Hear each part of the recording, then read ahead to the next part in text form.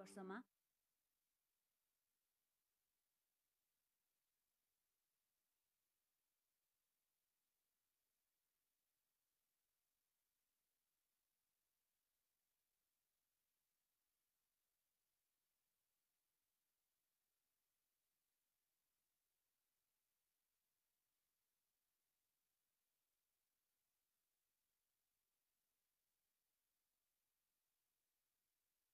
आदरणीय दिदीबहिनी तथा दाजुभाइहरू, आज विश्व कोरोना भाइरसको महामारीबाट आक्रान्त छ र यसका विरुद्धको लडाइँमा सरिक छ र त्यसका विरुद्ध हामी पनि लडिरहेका छौँ।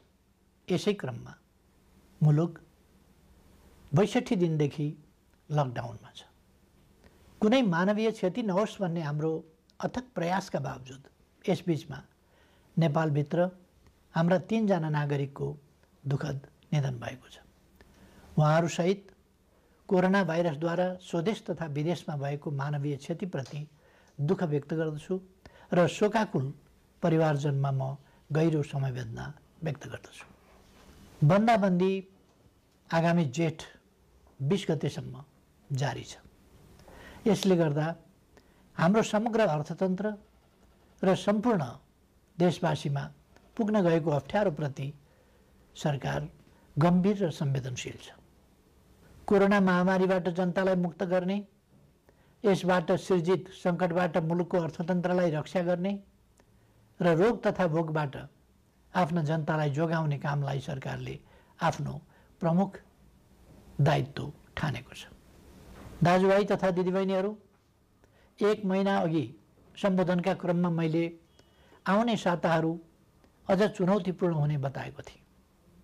फागुन 3 गतेदेखि चैत 29 गतेसम्म झन्डै 2 महिनासम्म सङ्क्रमितको सङ्ख्या दोहोरो अङ्कमा ननाग्नु र मानवीय क्षति बेगर बन्दाबन्दीको पालना हुनुले विश्व स्वास्थ्य सङ्गठनले हाम्रो मुलुकलाई अति जोखिमबाट जोखिमको तहमा प्रगति भएको बताएको थियो। तर नयाँ वर्षको पहिलो हप्ता बितेसँगै महामारीको सङ्क्रमण फेरि विस्तार हुन थाल्यो। यति बेला सङ्क्रमितहरूको सङ्ख्या 600 नागेको छ। आसन्न जोखिमले हामीलाई थप सजग हुन, अझ उच्च योजनाका साथ सङ्क्रमणलाई नियन्त्रण गर्न र राज्यका सबै अङ्गहरूलाई महसुस हुने गरी अझ चुस्त र प्रभावकारी बनाउन माग गरेको छ। यस महामारीलाई नियन्त्रण गर्न प्रारम्भिक दिनका तयारीमा केही अलमल जस्तो देखिए तापनि हालसम्म आइपुग्दा हामीले लिएका कदमहरू सफल भएका छन्। लकडाउनले जीवनलाई असहज त बनाएको छ, तर यसले सामाजिक दूरी कायम गर्न, केसहरू पहिचान गर्न, आइसोलेसनमा राख्न र सम्पर्कित व्यक्ति पत्ता लगाउन मद्दत पुर्याएको छ। समयमै गरिएको लकडाउन, अन्तर्राष्ट्रिय सीमा नाका र उडानहरू बन्द गर्ने निर्णय र समयमै तय गरेको अस्पताल सेवा सञ्चालन कार्यविधिको तर्जुमा र कार्यान्वयन लगायतका कदमहरूले महामारीबाट हुन सक्ने डरलाग्दो क्षतिलाई जोगाएको छ। यसबीचमा 2 महिनाका शिशुदेखि 81 वर्षीय वृद्धासम्मलाई निको पार्न सकिनुलाई उपलब्धिका रूपमा लिइनुपर्दछ। यसरी दक्षिण एसियाका कतिपय मुलुकहरूको तुलनामा नेपालमा महामारी नियन्त्रणको स्थिति प्रभावकारी छ, तर त्यो ढुक्क भएर बस्ने स्थितिमा भने छैन। कोरोना विरुद्धको हाम्रो लडाईँ निकै चुनौतीपूर्ण र लामो छ भन्ने यथार्थप्रति सरकार सचेत छ। आपूर्तिका सीमित स्रोत भएका कारण औषधि र स्वास्थ्य उपकरणको खरिदमा सिर्जना भएका केही अप्ठ्याराहरू हल भएका छन्। एकमात्र प्रयोगशालाबाट सुरु भएको कोभिड-19 को परीक्षणलाई 7वटै प्रदेशसम्म विस्तार गर्दै 20 भन्दा बढी प्रयोगशालाबाट अहिले तीव्र बनाइएको छ। परीक्षणको दायरालाई विस्तार गर्न किट तथा औषधिको प्रबन्ध द्रुत गतिमा गरी यसलाई यथाशीघ्र अझै उन्नत बनाइनेछ। विज्ञहरूले दिएको सल्लाह बमोजिम कम्तीमा जनसङ्ख्याको 2% परीक्षण विस्तार गर्ने योजनामा सरकार छ। प्रत्येक स्थानीय तहलाई कोभिड-19सँग जुझ्न सक्ने गरी स्वास्थ्य सुरक्षा, स्वास्थ्य सेवा, आधारभूत वस्तुहरूको आपूर्ति र शान्ति सुव्यवस्था कायम गर्न सक्ने तुल्याउन सङ्घ र प्रदेश बीचको सहकार्यलाई थप प्रभावकारी बनाइनेछ। खास गरी क्वारेन्टाइनको प्रबन्ध, राहत वितरण, आपूर्ति प्रणालीको व्यवस्थापन र अनुगमनमा स्थानीय तहलाई सक्षम पार्ने गरी साझेदारी अघि बढाइनेछ। क्वारेन्टाइनको सङ्ख्या बढाउने र त्यसको स्तरमा पुनरावलोकन गरी व्यापक सुधार गरिनेछ। आवश्यकता अनुसार बन्द अवस्थामा रहेका होटल तथा उपयुक्त सार्वजनिक संरचनाहरूलाई समेत क्वारेन्टाइनको रूपमा प्रयोग गर्ने बारेमा समेत योजना बनाइएको छ। केन्द्रीय योजना र स्थानीय तहको व्यवस्थापनमा सङ्क्रमित नागरिकको स्वास्थ्योपचार र क्वारेन्टाइनमा राखिएका व्यक्तिहरूको खानपान तथा हेरचाह व्यवस्थित गरिनेछ। महामारी विस्तार भएको ठाउँलाई सिल गरी त्यहाँ युद्ध स्तरमा परीक्षण तथा नियन्त्रणको कार्यलाई अघि बढाइनेछ। महामारी अहिले फैलिँदो अवस्थामा छ। यस महामारीसँग जुझ्न सबै सरकारी निकायहरू चुस्त र प्रभावकारी हुनै पर्दछ। समयको चुनौती सामना गर्न नसक्ने कुनै पनि संरचनाको नेतृत्वको तत्काल पुनर्व्यवस्था गरिनेछ। राष्ट्रिय सङ्कटको यस घडीमा खेलेको भूमिकालाई नै सम्बन्धित व्यक्तिको मूल्याङ्कनको मुख्य आधार बनाउँदै दण्ड र पुरस्कारको व्यवस्था गरिनेछ। कोरोना महामारी विरुद्ध एकीकृत कमान्ड एवं केन्द्रीय योजनालाई थप प्रभावकारी बनाइनेछ। सङ्घ, प्रदेश र स्थानीय तहबीच कोरोना सङ्क्रमण रोकथाम र नियन्त्रणका क्षेत्रमा जीवन्त सूचना, संवाद तथा प्रभावकारी समन्वयका लागि तीनवटै तहमा सम्पर्क व्यक्ति वा निकाय तोकी विद्यमान संस्थागत व्यवस्थालाई अझ चुस्त तुल्याइनेछ। फैलिँदो महामारीप्रति चासो राख्ने र यस महामारी विरुद्धको लडाइँमा कुनै न कुनै रूपमा संलग्न विभिन्न पक्षलाई समेटेर एउटा परामर्शदात्री संयन्त्र छिटै घोषणा गरिनेछ। दिदीबहिनी तथा दाजुभाइहरू, कुनै पनि विषयले कोरोना विरुद्धको जारी युद्धलाई कमजोर पार्न हुन्न भन्नेमा म स्पष्ट छु। मैले पहिले पनि भनेको छु, मानिसका लागि जीवन पहिलो कुरा हो। रोग वा भोक केहीबाट पनि हाम्रा देशवासीको जीवन जोखिममा पर्न नदिन सरकार हदैसम्म प्रयत्नशील रहन्छ। यस कार्यमा सरकार सबै देशवासीबाट आजसम्म प्राप्त सहयोगका लागि आभारी छ र आगामी दिनमा थप रचनात्मक सहयोगको अपेक्षा पनि गर्दछ। अहिले मुलुक बाहिर रहेका नेपालीहरूको घर फर्किने क्रम बढेको छ। मैले नेपालीहरूको ठुलो सङ्ख्यामा कार्यरत रहेका मुलुकका सरकार तथा राष्ट्र प्रमुखसँग गम्भीर संवाद गरेको छु। नेपालीहरूको अप्ठ्यारोमा सहयोग गर्न मैले गरेको आग्रहमा उहाँहरूले निश्चिन्त रहन आश्वस्त पार्नु भएको छ। म उहाँहरू सबैलाई धन्यवाद भन्न चाहन्छु। यसका अतिरिक्त कोभिड-19 को विश्वव्यापी सङ्क्रमणको कारणबाट उत्पन्न असहज परिस्थितिमा स्वदेश फर्कनुपर्ने अवस्थामा रहेका नेपालीलाई स्वदेश फर्काउने व्यवस्था सम्बन्धी विस्तृत योजना सहितको आदेश तत्काल जारी गरिनेछ। विश्वका जुनसुकै कुनामा अप्ठ्यारोमा परेका आफ्ना देशवासीहरूलाई सरकारले समयमै उद्धार गर्छ। समस्याको प्राथमिकता र देशभित्रको तयारीका बीच सन्तुलन मिलाउँदै यो काम छिट्टै सुरु गरिनेछ। सरकार आफ्ना नागरिकप्रति संवेदनशील छ, यसमा निश्चिन्त रहन म सबैमा आग्रह गर्दछु। विश्व स्वास्थ्य सङ्गठनको प्रोटोकल अनुरूप घर फर्कनेहरूको सीमा पार गर्नु अघि अनिवार्य परीक्षण हुनुपर्ने थियो, जसले महामारीलाई समुदाय स्तरमा फैलिनबाट धेरै हदसम्म जोगाउन सक्थ्यो। तर छिमेकी मित्र राष्ट्र भारतबाट अधिकांश घर फर्कनेहरू नियमको पालना र परीक्षण बिना नै अनेक कष्ट झेल्दै ठुलो सङ्ख्यामा सीमा पार गरिरहनु भएको छ। परीक्षणको अभावमा महामारी तीव्र गतिमा फैलिनमा यसले पनि योगदान गरिरहेको छ। स्वदेश भित्रिसक्नुभएका दाजुभाइ दिदीबहिनीहरूले छिटो परीक्षण गर्न, सामाजिक दूरी कायम गर्न, सुरक्षित ढङ्गले क्वारेन्टिनमा रहन र अन्य नियमहरूको पालना गर्न जरुरी छ। यस काममा उहाँहरूलाई आवश्यक सहयोग पुर्याउने थप दायित्व स्थानीय तहको काँधमा आइपरेको छ। यस्तै अवस्थामा जनस्तरमा पारस्परिक सहयोगको आवश्यकता हुन्छ। जनता बीचको आपसी सहयोग र सजगतामा मात्रै कोरोना जस्तो महामारीको सङ्क्रमणलाई नियन्त्रण गर्न सकिन्छ। हामी स्पष्ट हुनुपर्दछ। कोही पनि रहरले मात्र विदेशिएको हुँदैन। कोरोना सङ्क्रमण जो कसैलाई पनि हुनसक्छ। कसैले पनि इच्छाले सङ्क्रमण बोकेर फर्किएको पनि हुँदैन। कसैको पनि बोली र व्यवहारबाट घर फर्किएकाहरूको आत्मसम्मानमा चोट नपुगोस् भन्नेमा सचेत रहन म सबै देशवासीहरूलाई आग्रह गर्दछु। घर फर्किएका सबै दिदीबहिनी दाजुभाइहरूलाई आफ्ना कारणले आफ्नो परिवार, छरछिमेक तथा समुदायमा महामारी नफैलियोस् भन्नेमा सतर्क रहन र चिकित्सक तथा प्रशासनको सल्लाह बमोजिम स्वास्थ्य सम्बन्धी अन्य नियमहरूको पालना गर्न अनुरोध गर्दछु। अप्ठ्यारो बेलामा केही तत्त्वहरू जनतामा भ्रम फिजाएर आफ्ना अलग स्वार्थ र उद्देश्यहरू पुरा गर्न सक्रिय हुन सक्दछन्। यसरी जनतालाई भ्रमित गर्दै समाजमा असन्तोष फैलाउन उद्धत गैर जिम्मेवार तत्त्वहरूको बहकावबाट सतर्क रहन समेत आह्वान गर्दछु। विश्वव्यापी प्रवृत्ति र हाम्रो मुलुकमा त्यसको प्रभावलाई हेर्दा यस महामारीको सङ्क्रमण अझै केही अवधि जारी रहने देखिन्छ। समुदायमा सङ्क्रमण थप विस्तार हुन नदिन आवश्यक सावधानीका साथ केही नयाँ कदमहरू चालिनेछ। महामारीका कारण माध्यमिक शिक्षा परीक्षा एसईई सञ्चालन हुनुभन्दा 2 दिन अगाडि स्थगित गर्नु परेको थियो। यो परीक्षा सञ्चालन हुन नसक्दा लाखौँ विद्यार्थी अहिले अन्यलमा छन्। अहिले तत्काल परीक्षा सञ्चालन गर्न सकिने अवस्था पनि विद्यमान छैन। तसर्थ एसईईका परीक्षार्थी विद्यार्थीहरूको सिङ्गो शैक्षिक वर्ष खेर जान नदिन शिक्षा, विज्ञान तथा प्रविधि मन्त्रालयले छिट्टै आवश्यक प्रबन्ध मिलाउनेछ।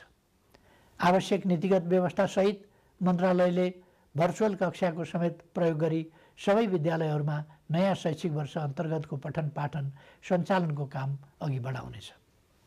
कोरोना भाइरस महामारीको जोखिम न्यून गर्दै आवश्यक आर्थिक क्रियाकलापलाई सुचारू गरिनेछ। सरकारको नीति तथा कार्यक्रममा जोड दिइए अनुरूप खेतीपातीको याम खेर जान नदिन सामाजिक दूरी र आवश्यक परहेजलाई ख्याल गरी कृषि कार्य अघि बढाइनेछ। समुदायमा सङ्क्रमण फैलिन नदिन मानिसको आवागमनलाई आवश्यक मात्रामा सीमित गर्ने गरी प्रशासनिक कडाइलाई भने कायमै राखिनेछ। कोरोना महामारीका कारण थपिन सक्ने गरिबी र बेरोजगारीलाई समाधान गर्न कृषि क्षेत्रको अहम भूमिका हुने कुराप्रति सरकार सचेत छ। ठुलो मात्रामा आधुनिक यन्त्र र प्रविधिको प्रयोग गरी व्यावसायिकीय कृषि उत्पादनको कार्य अपेक्षित मात्रामा हुन नसक्नु, मेहनत तथा लगानी गर्ने उत्पादक र मूल्य तिरेर खरिद गर्ने उपभोक्ताको अहित हुने, तर किसान र उपभोक्ताको बीचमा रहने बिचौलियाले भने अनुचित फाइदा उठाउने जस्ता समस्या कृषि क्षेत्रमा रहेको आजको गम्भीर समस्या हो। यस समस्यालाई सम्बोधन गर्न आवश्यक खाद्य वस्तुहरूको आयातलाई घटाउने, कृषिमा आत्मनिर्भर हुने, क्रमशः कृषि उत्पादनको निर्यात तीव्र पार्ने र कृषि क्षेत्रमा ठुलो मात्रामा रोजगारी र स्वरोजगारी सृजना गर्ने कार्यक्रम हालै संसदबाट नीति तथा कार्यक्रमका रूपमा पारित गरिसकिएको छ। कोरोना महामारीका बीच पनि अर्थतन्त्रलाई चलायमान राख्ने र राष्ट्रिय गौरवका आयोजना लगायत कतिपय विकास आयोजनालाई अगाडि बढाउने हाम्रो प्रयास र प्रयोग सफल भएको छ। कोरोना महामारी बीच पनि माथिल्लो तामाकोशी, मेलम्ची, पोखरा, भैरवा र काठमाडौँ विमानस्थल निर्माण विस्तार तथा रानी पोखरी, धरहरा लगायत पुनर्निर्माणका काम अगाडि बढाउन सकिएको छ। यसले कोरोनालाई छल्दै विकासका काम अगाडि बढाउन सकिन्छ भन्ने पुष्टि भएको छ। अब नियन्त्रणको सीमाभित्र रहन सक्ने थप उद्योगहरूलाई सञ्चालनको अनुमति दिइनेछ। काममा आउने आफ्ना श्रमिकलाई समुदायमा छ्यासमिस नहुने प्रबन्ध गर्ने शर्तमा जुन जुन जिल्लाका श्रमिक हुन् तिनीहरूलाई पहिले कोरोना परीक्षण गरी प्रशासनको निगरानीमा उद्योग व्यवसाय सञ्चालन हुने स्थानमा ल्याउने प्रबन्ध मिलाइनेछ। सम्बन्धित उद्यमीले आफ्नो व्यवसायमा रहने श्रमिकहरूले तोकेको प्रोटोकल पालना गरे नगरेको अनुगमन आफै गरी त्यसको नियमित जानकारी सम्बन्धित प्रशासनिक निकायमा गराउनु पर्नेछ। यसको प्रभावकारिताको आधारमा क्रमशः थप व्यवसाय सञ्चालनको प्रक्रिया अघि बढाइनेछ। दैनिक आवश्यक वस्तुहरूको आपूर्ति सहज तुल्याउने र आन्तरिक उत्पादन वृद्धिका लागि कच्चा पदार्थदेखि उत्पादित वस्तुको बजारसम्मको श्रृङ्खला अवरुद्ध हुन दिइने छैन। आवश्यक वस्तुहरूको आन्तरिक ढुवानी र आयात निर्यात सहज बनाइनेछ। कोरोना महामारीको असरबाट क्षति भएका औद्योगिक व्यावसायिक क्षेत्रका लागि राहत सुविधाको व्यवस्था सरकारले गर्नेछ। यस्ता सुविधामा कर सहुलियत, शुल्क मिनाहा, कर्जाको ब्याज सहुलियत, सहज ऋणको उपलब्धता एवं विद्युत लगायतका क्षेत्रमा दिइने छुटहरू पर्नेछन्। निजी क्षेत्र सबल नहुँदा अर्थतन्त्र सबल हुन सक्दैन भन्ने यथार्थलाई सरकारले राम्रोसँग बुझेको छ। शिथिल बन्न पुगेको अर्थव्यवस्थालाई दुरुस्त गर्न आवश्यक आर्थिक पुनरुत्थान सम्बन्धी विस्तृत प्रस्ताव अर्थ मन्त्रालयले छुट्टै जारी गर्नेछ। यस अप्ठ्यारो समयमा अपाङ्गता भएका व्यक्ति वा अन्य कसैको पनि राज्यले उपलब्ध गराउँदै आएको सामाजिक सहायतामा कटौती गरिने छैन। सामाजिक सुरक्षाको दायरा फराकिलो पारिनेछ। योगदानमा आधारित सामाजिक सुरक्षा प्रणालीलाई परिमार्जन गरिनेछ। यस प्रणालीमा आबद्ध सबै श्रमिकहरूको सामाजिक सुरक्षा कोषमा गर्नुपर्ने योगदान रकम हाललाई सरकारी कोषबाटै मिलान गरिनेछ। श्रम गर्नै नसक्नेलाई राहत दिउँ, बाँकी सबैलाई काम दिउँ र आर्थिक रूपमा भर्ते गरौँ भन्ने मान्यतामा सरकार दृढ छ। प्रधानमन्त्रीको नेतृत्वमा रहेको प्राकृतिक विपत्ति न्यूनीकरण तथा समस्या समाधान कोष र गृहमन्त्रीको नेतृत्वमा रहेको प्राकृतिक विपत्ति राहत कोषमा समेत रहेको रकमको महत्त्वपूर्ण हिस्सा कोरोना सङ्क्रमण रोकथाम, नियन्त्रण तथा उपचार कोषमा हस्तान्तरण गरिनेछ, जसबाट कोरोना रोकथाम, नियन्त्रण र उपचारमा थप योगदान पुग्नेछ। यति बेला विदेशमा रोजगारी गुमेर ठुलो सङ्ख्यामा हाम्रा श्रमिकहरू स्वदेश फर्किनु भएको छ। साथै कोरोना महामारीका कारण नेपालमा कार्यरत विदेशी श्रमिकहरू पनि ठुलो सङ्ख्यामा आफ्नो देशमा फर्केको या फर्कने अवस्था रहेको छ। मुलुकमा विद्यमान र यस्ता विभिन्न ढङ्गले सिर्जना भएका रोजगारीका अवसर, विदेशमा रोजगारी गुमाएर स्वदेश फर्किएका र स्वदेशमै रोजगारविहीन नेपालीहरूलाई उपलब्ध गराइनेछ। यसका लागि आवश्यक पर्ने उपयुक्त सिप र तालिमको व्यवस्था सरकारले गर्नेछ। कृषि, साना तथा मझौला उद्योग, व्यवसाय, निर्माण तथा सेवा क्षेत्रमा स्वरोजगारी सृजना गरी आत्मनिर्भर अर्थतन्त्रको गन्तव्यमा अघि बढ्ने विषय पहिले नै चर्चा गरिएको छ। सङ्घ, प्रदेश र स्थानीय तहको सहकार्यमा पारिश्रमिक सहितको जनसहभागिता र प्रविधि सहितको श्रममूलक विकास निर्माणका कार्यहरू स्थानीय तहमा सञ्चालन गरिनेछ। प्रधानमन्त्री रोजगार कार्यक्रम अन्तर्गतको रोजगार सेवा केन्द्रलाई श्रम ब्याङ्कको रूपमा अघि बढाई सूचीकृत श्रमिकलाई उपलब्ध रोजगारीमा परिचालन गरिनेछ। स्थानीय तहहरूले स्वदेश फर्की बेरोजगार रहेका र स्वदेशमै रही रोजगारीको अवसर नपाएकाहरूलाई रोजगार सेवा केन्द्रमा दर्ता हुनका लागि सहजीकरण गर्नेछ। दिदीबहिनी तथा दाजुभाइहरू, कोरोना भाइरसको महामारी हत्तपत्त नहट्न पनि सक्छ भन्ने वास्तविकतालाई हामीले आत्मसात गर्नुपर्दछ। भाइरसको औषधि छैन, यस भाइरसको पनि औषधि छैन। विज्ञहरू भनिरहेका छन्, यस भाइरसका विरुद्धको नयाँ खोप पत्ता नलागेसम्म यस महामारी विरुद्ध नियन्त्रण गर्ने उपलब्ध उपाय भनेकै हाम्रो आनीबानी र आहार विहारमा आवश्यक सतर्कता अपनाउनु हो। हालसम्मका उपायहरू हुन् भाइरसलाई व्यक्तिबाट व्यक्तिमा सर्न नदिन, सामाजिक दूरी कायम गर्ने र हरेक व्यक्तिमा प्रतिरोधी क्षमता वृद्धि गर्ने। सोचौँ, हुने खाने हुन् वा हुँदा खानेको अचारको रूपमा होस् वा तरकारी, हाम्रा भान्सामा प्रयोग हुने केही तत्त्वहरूमा किन समानता पाइन्छ? किनकि त्यसमा औषधीय तत्त्व छ। हाम्रा पूर्वजहरूले हजारौँ वर्ष अगाडिदेखि गहिरो अनुसन्धान गरेर प्रचलनको रूपमा अगाडि सारेका, हाम्रो भान्सामा प्रयोग हुँदै आएका ती औषधीय तत्त्वले रोगको प्रतिरोध क्षमता बढाउन बल पुर्याइरहेका छन्। तसर्थ निरोगी नेपाल निर्माणका लागि 5 कार्य गर्न आग्रह गर्दछु। पहिलो, यस महामारीसँग लड्दै निरोगी नेपाल निर्माणमा आफूलाई तयार राख्न उपलब्ध आहारलाई स्वच्छ र सन्तुलित बनाऊ। दोस्रो, लकडाउनको समयमा उपलब्ध फुर्सदलाई स्वस्थ रहन उपयोग गरौँ। शारीरिक र श्वास प्रश्वासको चुस्तताको लागि घरैभित्र व्यायामलाई निरन्तरता दिउँ।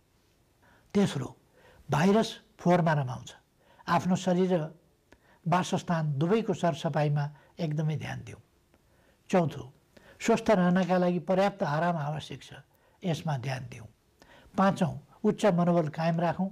भय र त्रास, चिन्ता र आशंकाले रोगव्याधिका विरुद्धको लडाइँमा कमजोर तुल्याउँछ। कोरोना भाइरसबाट जीवन गुमाउनेको सङ्ख्या प्रतिशतमा हेर्ने हो भने हामीले सामान्य ठानेका मौसमी रुगाखोकीबाट मर्नेको भन्दा कम छ भन्ने त तथ्याङ्कले नै बताएको छ। नबोलौँ, हरेक चुनौतीको सामना गरेर नै मानव जाति आजको स्थानमा आइपुगेको हो। मानव जातिले सभ्यताको इतिहासमा असाधारण प्रतिकूलताहरूको सामना गरेको छ। हिमयुग जस्ता अनेक कठिन समय पार गरेको छ। औषधि र अस्पताल नै नभएको बेलामा समेत अनेकन महामारीहरूको सामना गरेर अघि बढेको छ। मैले पहिले पनि चर्चा गरेको छु, चुनौतीको सामना गर्ने, लडेको ठाउँबाट धुलो टकटकाउँदै उठ्ने र अघि बढ्ने नेपालीको चरित्र हो।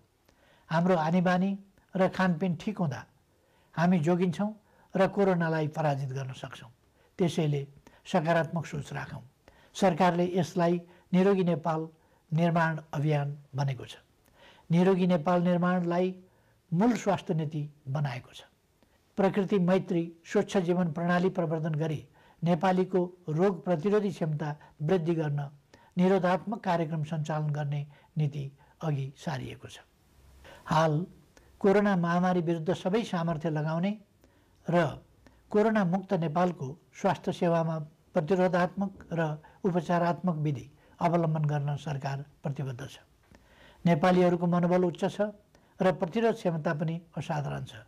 यस महामारीलाई सरकारले अघि सारेका विभिन्न उपायहरूसहित आफ्नो उच्च मनोबल र प्रतिरोध क्षमताका साथ पराजित गर्नेछौँ भन्ने मैले विश्वास लिएको छु। सबैमा सुस्वास्थ्यको कामना गर्दछु। धन्यवाद।